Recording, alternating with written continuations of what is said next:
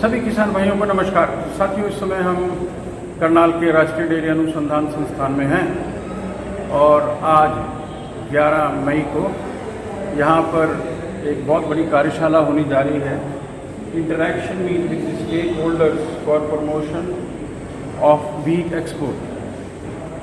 तो भारतीय संदर्भ में किस प्रकार से निर्यात की संभावनाएं गेहूं में बढ़ रही हैं, उस पर किसानों के साथ, उद्यमियों के साथ चर्चा होगी।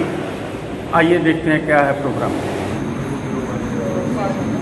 साथियों, एक हमारे लिए बड़े फख्र का विषय है कि एक ऐसी कमोडिटी व्हीट गेहूं जिसके निर्यात के विषय में बहुत कुछ चर्चा कभी पिछले दिनों में कभी हुई नहीं।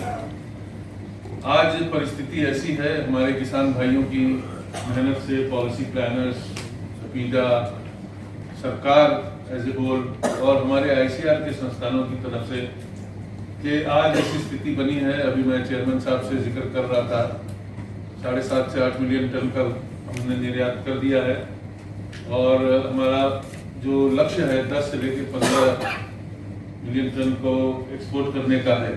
कि हमारे मध्य उपस्थित हैं डॉक्टर रंगामुत्तु साहब, जो वरिष्ठ प्रशासनिक सेवा के अधिकारी हैं और चेयरमैन अपीजा हैं और आसाम कैडर से आते हैं।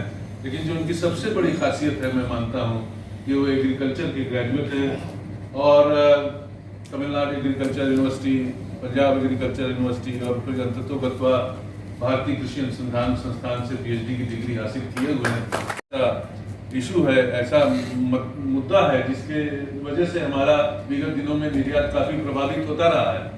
तो हमारे मध्य में डॉक्टर एस सी दुबे साहब हैं, मित्र हैं हमारे, और ये प्लांट प्रोटेक्शन का जिम्मा देखते हैं, एडीजी प्लांट प्रोटेक्शन भारतीय कृषि अनुसंधान परिषद में। और इनका एक बहुत ही प्रमुख रोल है, मैं मानता हूँ, कि जो निर्यात के दिशा में गाइडलाइंस तय करेगा।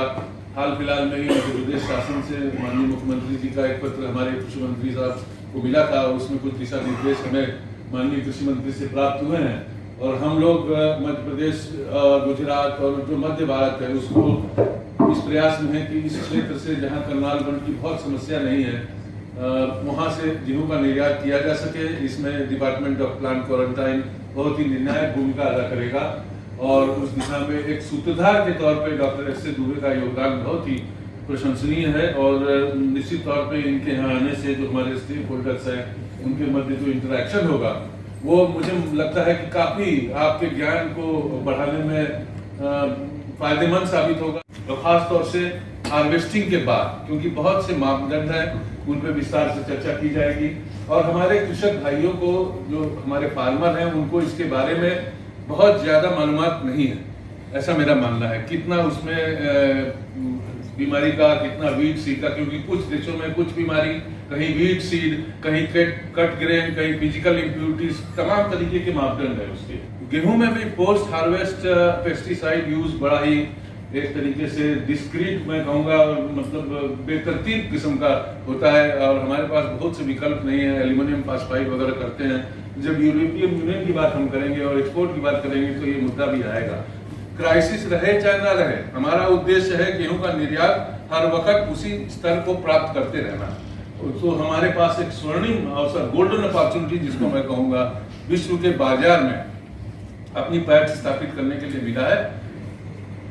आज के मुख्य अतिथि डॉक्टर रंगामुत्तु साहब से कि आप आए और हमारा मार्गदर्शन करें, और कृषि में आपका बहुत बड़ा तजुर्बा है सर, प्लीज आइए। And last year, 2021-22 till March, that agri export was to the tune of almost 50 billion USD plus, 50 billion USD plus, which was a kind of unimaginable, and we have achieved something, kind of very sharp distinction. Now, in the global ranking, we are close to 9, in between 8th and 9th position in the global ranking.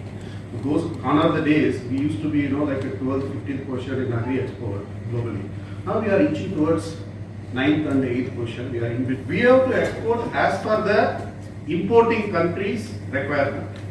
If suppose Egypt Egypt, we got an order for our wheat. We think that, for Egypt, we can export around 4 to 5 million metric tons of wheat. But Egypt has prescribed certain do's and don'ts. If you want to sell our Indian wheat, they have to, we have to certify and say that, it is free from so and so diseases, free from so and so pest, and they categorically mention it's free from Karnal plant, like that. Okay.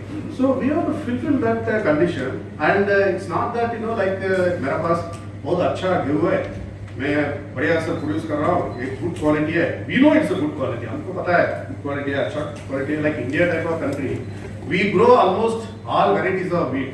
So हमारा गेहूं का बहुत अच्छा demand है, and we grow all varieties of demand.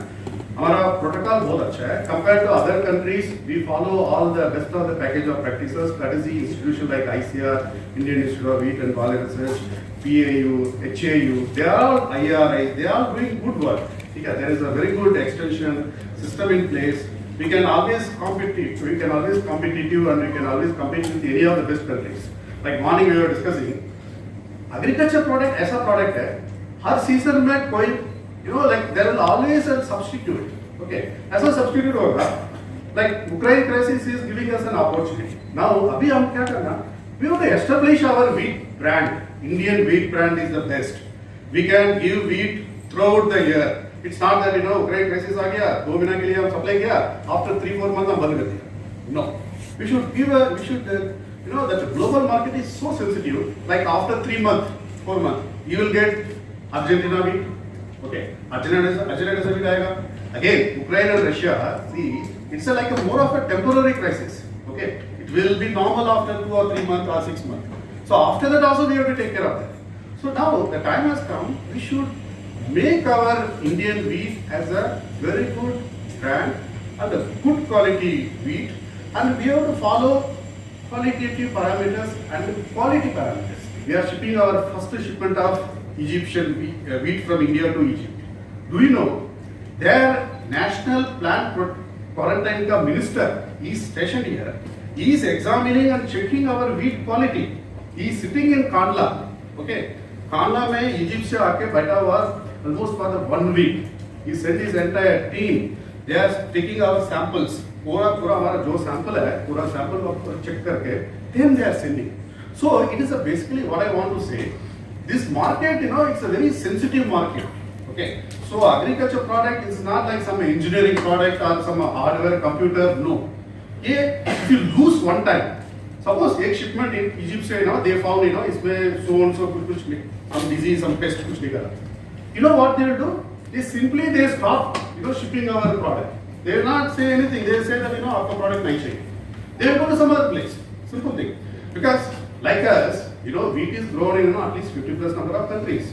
Okay, it's not that India is the largest, but we produce largest quantity of wheat. But there are countries like China, there are countries like Argentina, पूरा southern hemisphere में पूरा wheat आ जाता है. Okay. So we have to compete with all the countries, and we have to relate our product with like a global market. Abhi tak, like last year, 2021-22, we exported to the tune of almost 7.5 million metric tons of wheat. Okay, close to 2.5 billion USD. Right. This year, 2022, in the April month itself, we exported 1 million metric tons of wheat. Only in the month of April. Okay. And there is a demand for 5 million metric tons of wheat in another 3 to 4 months time. Okay. So 3 to 4 months time में 5 million metric tons का demand. तो क्या transformation हमारे देश में आ सकता है? तो मैं समझता हूँ कि हमें अंगमतू साहब को बहुत बात ये कहना चाहता हूँ साहब, हमारे पास टेक्निकल कैपेबिलिटीज़ में कोई कमी नहीं है. आप हमसे कहेंगे अगर कि 50 इस तरह की मीटिंग कराएं, हमारा पूरे देश में नेटवर्क है. मध्य प्रदेश, गुजरात, छत्तीसगढ़, जिन राज्यों में गेहूं का उत्पादन होता है वहाँ हम इस किस्म की मीटिंग कराएंगे. जब एक्सपोर्ट की बात करते हैं, जो अपना माल हमने किसी को बेचना है, तो सीधी सी बात है कि वही माल बिकेगा जो क्वालिटी वो मेंटेन रखेगा. ये हम लोग जानते हैं. बिजनेस इथिक्स एक वर्ड होता है कि जो आपने कहा है कि अगर ये 100 पॉइंट 1% है, तो दैट शुड बी 100.2%। वो बिजनेस एथिक्स हमारी होनी चाहिए। उसमें कई बार हम थोड़ा स्मार्टनेस करते हैं, because we are smart people. लेकिन मेरा ये मानना है कि अगर हम क्वालिटी मेंटेन रखेंगे और इसी हिसाब से जो आपके पास आप ज़्यादा नॉलेजेबल हर क्षेत्र में, और इसी ढंग से जब आप एक मेंटेन रखेंगे, जैसे ऑनरेबल प्राइम मिनिस्टर हमारे बाहर जाकर बोलते हैं, we will supply you, we will give you the quality products. और जब उसी में जब एपेडा की ओर से वो अप्रूव प्रोडक्ट बाहर जाता है और वहाँ से रिजल्ट होकर वापस आता है, तो उसको काफ़ी सेटिस्फाइड होता है। और कई चीज़ें कई बार हमने नोटिस किया है। पर अब आप देख लेंगे कि क्वालिटी प्रोडक्ट्स में एपेडा का जो रोल रहा है, जो उन्होंने बड़ा इम्प्रूवमेंट किया है और डे बाय डे इंक्रीज हो रहा है। मैं मिल्क की बात करता हूँ, डेयरी प्रोडक्ट्स की बात करता हूँ, जिस तरह से एपेडा के सपोर्ट से हम बहुत डे बाय डे आगे बढ़ रहे हैं। मक्खन हमारा यूं बिकता है हिंदुस्तान का मक्खन, because of the maintain quality, whatever quality is required for that we have maintain it here. तो ये सब चीज़ें अगर हम उसको ध्यान में रखेंगे तो जरूर हम आगे बढ़ेंगे। और उसके बाद जो हमारा जो एक्सपोर्ट है डे बाय डे बढ़ेगा।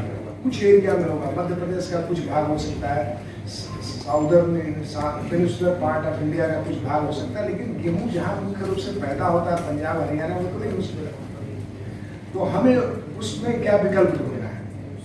उसके लिए विकल्प बचता है कि हम गुड एग्रीकल्चर प्रैक्टिसेस करें। हमारा जो है, आप जब एक्सपोर्ट क्वालिटी की बात सोचते हैं, जैसे हम आप तो ये दोनों पंजाब और हरियाणा जो रेसलर और स्पोर्ट्स में इतना आगे है, सोचते हैं बच्चा छोटा होता है तभी से उसको रेसलर बनाना प्रैक्टिस शुरू कर देते हैं। हम अगर स्वस्थ रहना है तो इसी तरह से अगर हमें अपने प्रोड्यूस को स्वस्थ रखना है तो हम इंतजार नहीं करेंगे कि वो हार्वेस्ट हो तो हम देखें। हम उसकी बुआई करने से, बीज के चयन से लेकर के बुआई करने तक, खेत की तैयारी करने तक और उसको हार्वेस्टिंग तक और पोस्ट हार्वेस्ट में यानी भंडारण तक हमें एक रूपरेखा बनानी पड़ेगी पहले। जैसे अभी डॉक्टर शर्मा ने कहा कि भाई या तो पेस्ट फ्री एरिया है या पेस्ट फ्री प्रोड्यूस है। हम एरिया नहीं कर सकते हैं तो अपने प्रोड्यूस को तो सर्टिफाई कर सकते हैं कि पेस्ट फ्री है।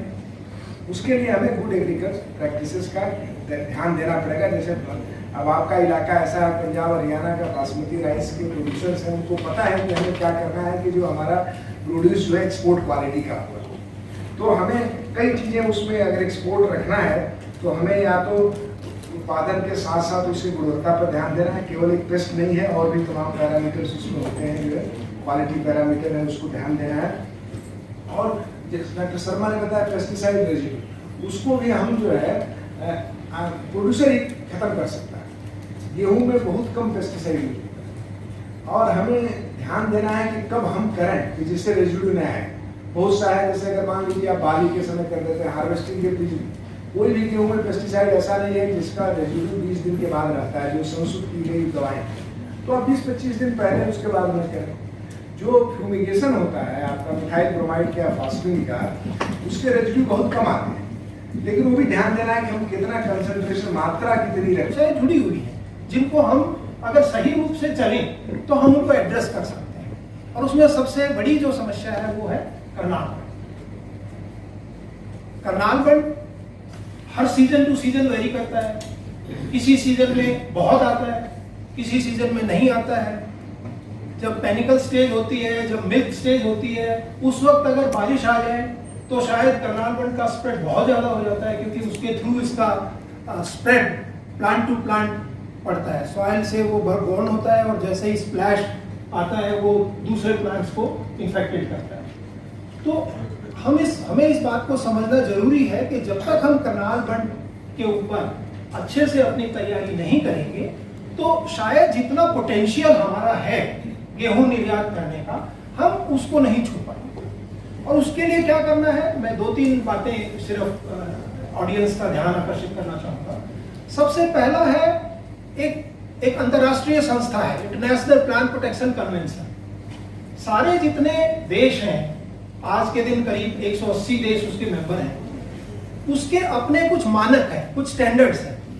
उन स्टैंडर्ड्स के अकॉर्डिंगली अगर हमारे पास हमारा गेहूं नहीं है तो शायद हम निर्यात करने में विफल हो जाए। इसके लिए हमें जरूरी है कि हम हमारे दुश्मन को, गेहूं के निर्यात में जो दुश्मन है करनाल बंड, उसको पहचाने मतलब उसका एक प्रॉपर तरीके से सर्वे करें कि वो कहाँ है, और उसके बाद जब हम एरिया चिन्हित कर लें, आईपीपीसी का there is an international standard ISPM 4 जिसमें कि हम पेस्ट फ्री एरिया घोषित कर सकते हैं।